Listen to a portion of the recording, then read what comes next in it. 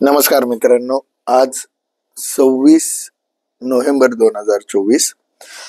मित्रांनो, माझ्या पदवीधरच्या व्हिडिओच्या बद्दलची सिरीज ब्रेक करून मी इमिजिएटली आजचा हा व्हिडिओ वेगळा शूट करतोय. त्याच्या मागचं महत्वाचं कारण आहे. मित्रांनो, जर शुक्रवार आणि सोमवार ह्या 2 दिवसाचं जर मार्केट बघितलं तर FISने शुक्रवारी 6,000 कोटी आणि सोमवारी जवळपास 10,000 कोटीची कॅशमध्ये खरेदी केली. त्याच अनुषंगाने काल अजून एक घटना घडली आहे की DIS म्हणजे जे डोमेस्टिक इन्व्हेस्टर्स असतात, म्युच्युअल फंड हाऊसेस असतात, यांनी जवळपास 6,000 कोटीची विक्री देखील केली. मित्रांनो, म्युच्युअल फंड हाऊसेसने केलेली विक्री ही महत्वाची का आहे माझ्यासाठी, आणि मी त्याच्यासाठी माझी पदवीधरची सिरीज का बंद केली, कारण की मला तुम्हाला सगळ्यांना एक महत्वाची गोष्ट सांगायची आहे. मार्केट रिकव्हरीला लागतोय, FIS इन्व्हेस्टमेंटसाठी परत भारतामध्ये येत आहेत, डाऊ जोन्स ऑल टाइम हायवर आहे, तिकडे प्रॉफिट बुकिंग चालू आहे. अशा कंडिशनमध्ये आपण जर म्युच्युअल फंड मधले विड्रॉल केले तर आपण नुकसानीत राहू शकतो. मला माझ्या मध्यमवर्गीय बांधवांचा पैसा सिक्युअर करण्याच्या दृष्टिकोनातून मी आज इथं आपल्या समोर आलोय. माझी इच्छा आहे की जर आपण म्युच्युअल फंडचं रिडम्शन करण्याच्या मनस्थितीत असाल तर थांबा. पुढील 15 दिवसामध्ये म्युच्युअल फंडमध्ये अजून चांगले रिटर्न्स आपल्याला अपेक्षित आहे.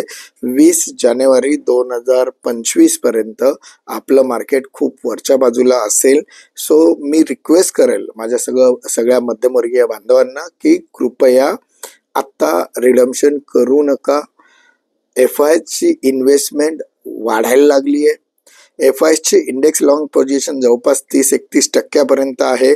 ही खूप दिवस 25 ते 30% राहत नाही, सरासरी ती 50-60% राहते. आता ती परत 19% जर इंडेक्स लॉंग पोझिशन त्यांनी जर वाढवली तर जवळपास 60 ते 70 हजार कोटी रुपये इक्विटी मार्केटमध्ये या महिन्यामध्ये पुढील 15-20 वर्किंग सेशन मध्ये येतील अशी आपल्याला अपेक्षा आहे. कारण की FIS ची इंडेक्स लॉंग पोझिशन 83-84% ज्यावेळेस 25% आली तेव्हा 1,48,000 कोटी रुपयाची विक्री केली होती. म्हणजे जवळपास 50% इंडेक्स लॉंग पोझिशन जेव्हा खाली आली त्यावेळेस 1,48,000 कोटी रुपयाची विक्री झाली होती. त्याच्यातले जर 75,000 कोटी जरी परत आले तरी इंडेक्स लॉंग पोझिशन FIS ची ही 25 वरून 55 ते 60च्या दरम्यान जाईल असा माझा अंदाज आहे. सो मी रिक्वेस्ट करतो की म्युच्युअल फंडची रिडम्शन जर आपण करणार असाल, जर आपल्याला गरज नसेल तर पॅनिक न होता नक्की थांबा. आज इथंच थांबूया.